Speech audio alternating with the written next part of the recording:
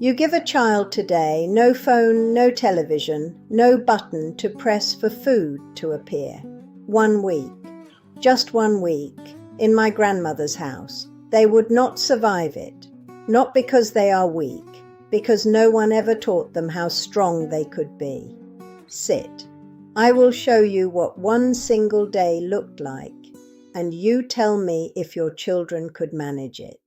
Morning did not begin with a tap or an alarm on a phone. It began with a walk to the well or the pump, buckets in each hand, before the sun was even fully awake.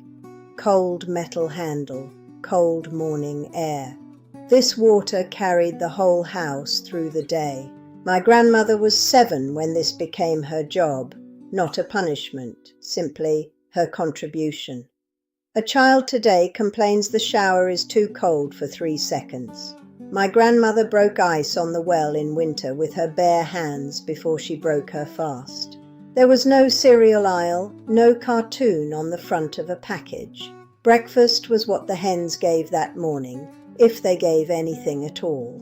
What was left from yesterday's bread, what the garden allowed depending on the season.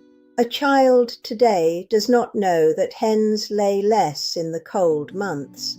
My grandmother knew this by 7 years old, not because someone taught a lesson, because her stomach depended on knowing.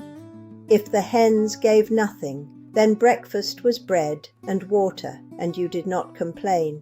Washing clothes was not a machine's job. It was ours at the basin, hands raw from the cold water and the harsh soap made from ash and rendered fat.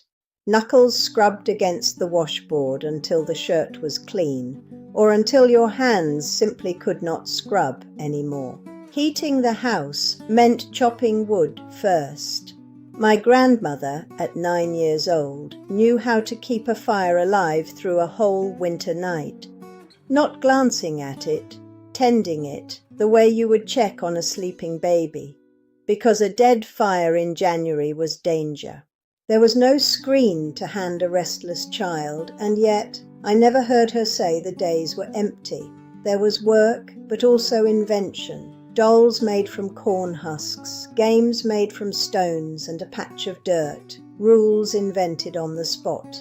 A child's hands were rarely still. Today, silence unsettles a child. They reach for a screen the moment nothing is happening. In my grandmother's house, silence was simply the sound of work being done well, or a story being told slowly by firelight. When you were sick, the garden answered first. A fever meant chamomile and rest and a grandmother's hand on your forehead. A cough meant honey, warm and thick, and knowing exactly which herbs the garden offered, not guessing, knowing. This was not magic, and it was not always enough, but much of what the garden gave was real comfort, and always, always care, given by hands that knew that garden like their own children. A child did not speak before an elder finished speaking. This was not cruelty, it was structure. Today's child negotiates everything. In my grandmother's house there was little to negotiate, only much to learn, and much time given to learn it properly. I do not say this to shame the child of today. It's not their fault. But I ask you, what is lost when convenience replaces capability? I'm not asking anyone to live exactly as she did, but a little of that old strength would not hurt any of us. Not even me some mornings. So next time a child of yours complains the Wi-Fi is slow, tell them about the well, tell them about the fire that must not die. Old ways, real wisdom. I'll see you next time.